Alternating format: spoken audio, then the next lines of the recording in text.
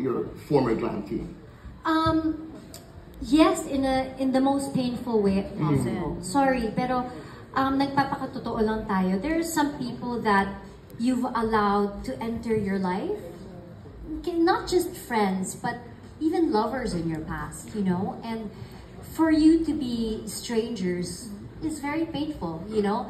You've shown them your heart, and along showing them your heart comes your deepest, darkest secrets. For some people to take that, chop that up, and sell it to people is very painful. Right. But I'd like to still believe in kung sino man yung nakilala ko sa time na yun na lang yung tatandaan ko. And that's my only way for me to move on. It's a good way of doing it. Yeah, because anyway, hindi ko naman to kilala eh. Kilala ko yung ito eh. Pero, wala na sila sa buhay ko. Meaning to say, and my books, they don't exist because wala eh, ganun eh. Parang tapos na yun eh. So, talagang, I don't feel anything towards anyone.